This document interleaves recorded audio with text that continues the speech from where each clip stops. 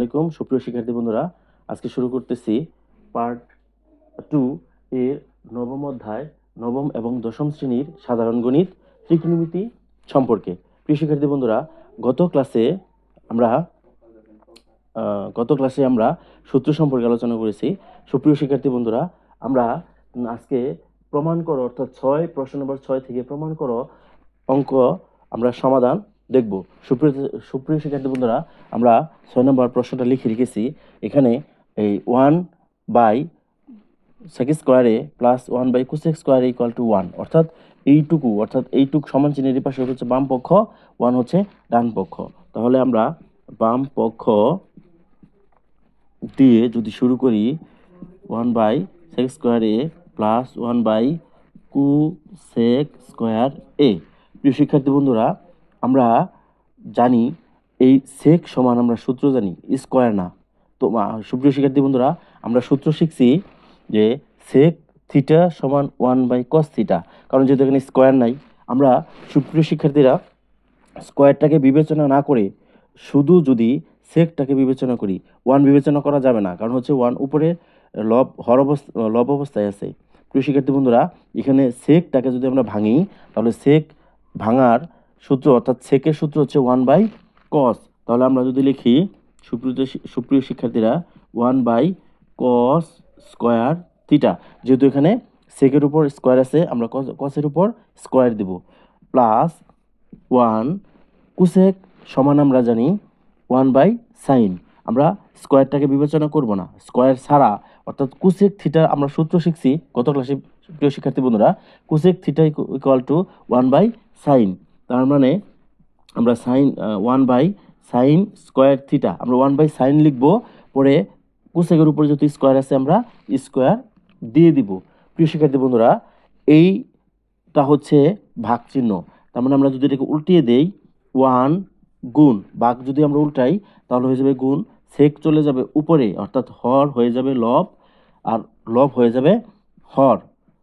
প্রিয় শিক্ষার্থী বন্ধুরা, অনুরূপভাবে এই পাশের অংশটুকু এইভাবে করতে হবে। এখন আমরা 1 কেটে দিতে পারি, তাহলে আমাদের হচ্ছে cosec² theta plus sin² theta. প্রিয় শিক্ষার্থী বন্ধুরা, আমরা গত ক্লাসে অর্থাৎ পার্ট 1-এ একটা সূত্র শিখেছি, sin² theta plus cos² theta = 1। প্রিয় শিক্ষার্থী বন্ধুরা, আগে আমার এখানে cos² থিটা এটা আছে, তারপরে আছে sin² থিটা। প্লাসের সংখ্যা যদি আমরা যোগ বিয়োগ অর্থাৎ উল্টাপাল্টা করে লিখি, তাহলে কোনো সমস্যা নেই।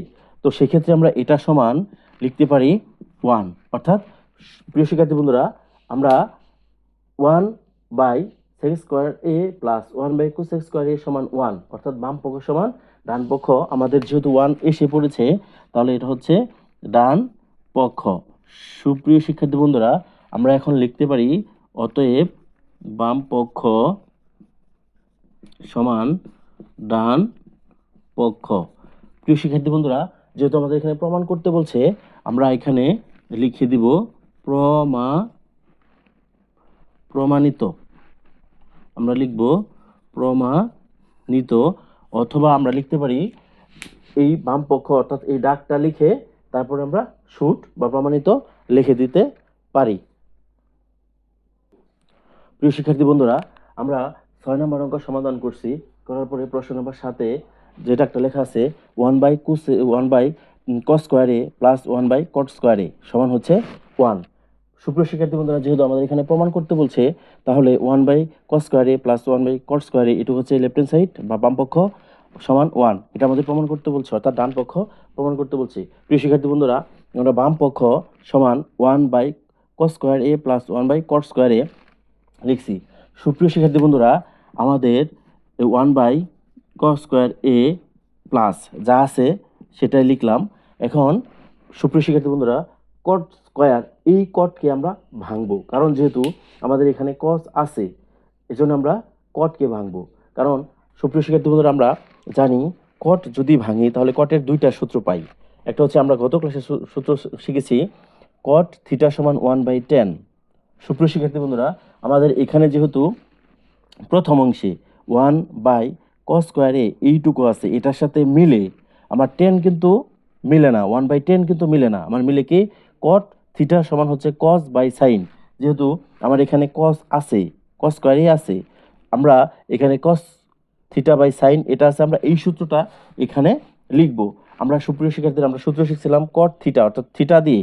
আমি প্রিয় শিক্ষার্থী বন্ধুরা তোমাদের মনে করিয়ে দিই, আমি বলেছিলাম যে এখানে বর্ণমালা থিটা এ বি অর্থাৎ যে কোনো বর্ণমালা প্রতীক এখানে থাকতে পারে।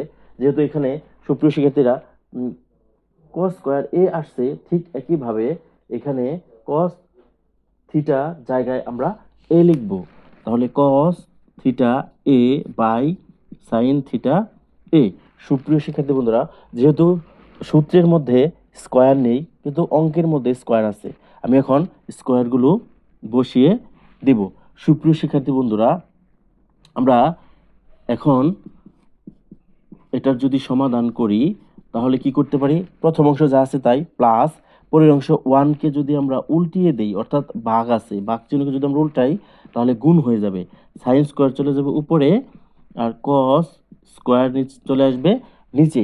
সুপ্রিয় শিক্ষার্থী বন্ধুরা, 1 দিয়ে sine square A by cos square A এটাকে যদি আমরা গুণ করি তাহলে কি হবে, sine square A by cos square A. সুপ্রিয় শিক্ষার্থী বন্ধুরা, এখন খেয়াল করলে তোমরা দেখতে পাবে 1/cos square plus sine square by cos square. এখন এই কস স্কোয়ার আর কস স্কোয়ার কিন্তু মিলে গেছে বা মিলছে। প্রিয় শিক্ষার্থী বন্ধুরা, এখন আমরা এটাকে লসাগু করতে পারি। যদি আমরা লসাগু করি তাহলে কস আর কসের লসাগু কস স্কোয়ার এ। এখন কস স্কোয়ার দিয়ে যদি আমরা কস স্কোয়ারকে ভাগ করি, ভাগফল হবে 1। 1 দিয়ে আমরা লবকে গুণ করবো, অর্থাৎ 1কে গুণ করব, গুণ করলে হবে 1 সূত্রের প্লাস। সুপ্রিয় শিক্ষার্থী বন্ধুরা, আমরা সুপ্রিয় শিক্ষার্থী বন্ধুরা ডাকটা লিখতে একটু সমস্যা হয়েছে, এখানে হবে মাইনাস, আমরা মাইনাসটা দিয়ে নেই, মাইনাস মাইনাস। সুপ্রিয় শিক্ষার্থী বন্ধুরা, আমরা মাইনাসটা দিলাম, দেওয়ার পরে আবার কস স্কোয়ার এ কে যদি আমরা কস স্কোয়ার এ দ্বারা ভাগ করি তাহলে ভাগফল হবে আবার 1। 1 দিয়ে যদি আমরা সাইন স্কোয়ার এ কে গুণ করি তাহলে সাইন স্কোয়ার এ হবে। সুপ্রিয় শিক্ষার্থী বন্ধুরা, আমরা গত ক্লাসে একটা সূত্র শিখেছি, অর্থাৎ পার্ট 1-এ লিখছিলাম sine square plus cos square সমান 1। এখান থেকে আমরা দুইটা সূত্র লিখছি, সেটা হচ্ছে কস স্কোয়ার থিটা সমান 1, অর্থাৎ সাইন এই পাশে আছে, সমান চিহ্ন ডান পাশে নিয়ে গেলে 1 মাইনাস সাইন স্কোয়ার থিটা, অর্থাৎ 1 মাইনাস সাইন স্কোয়ার থিটা হচ্ছে 1 মাইনাস সাইন স্কোয়ার থিটা সমান হচ্ছে কস স্কোয়ার। তাহলে আমরা কি লিখতে পারি, কস স্কোয়ার লিখতে পারি, নিচে হচ্ছে কস স্কোয়ার। সুপ্রিয় শিক্ষার্থী বন্ধুরা, এখন কস স্কোয়ার এ ভাগ বাই কস স্কোয়ার এ, দুইটা যেহেতু মিলে গেছে, মিলে গেলে আমরা এটাকে কেটে দিতে পারি, অর্থাৎ এটার মান হচ্ছে 1। সুপ্রিয় শিক্ষার্থী বন্ধুরা, তোমরা দেখতে পাচ্ছ বাম পক্ষ সমান ডান পক্ষের মান 1 আসছে, তাহলে আমরা লিখতে পারি ডান পক্ষ, অতএব বাম পক্ষ সমান ডান পক্ষ। সুপ্রিয় শিক্ষার্থী বন্ধুরা, প্রমাণিত। আমরা আশা করি অঙ্কটা বুঝতে পারছো। সুপ্রিয় শিক্ষার্থী বন্ধুরা, অঙ্কগুলো করার জন্য তোমাদের সহায়ক হিসাবে থাকবে পার্ট 1-এর যে সূত্রগুলো আলোচনা করা হয়েছে। অবশ্যই তোমরা অঙ্কটা না বুঝে থাকলে সূত্রগুলো অবশ্যই পড়ে তারপরে অঙ্কগুলো দেখে এবং করার চেষ্টা করবে। সুপ্রিয় শিক্ষার্থী বন্ধুরা, আজ এ পর্যন্তই। তোমাদের সুস্বাস্থ্য কামনা করে শেষ করছি। আল্লাহ হাফেজ, আসসালামু আলাইকুম।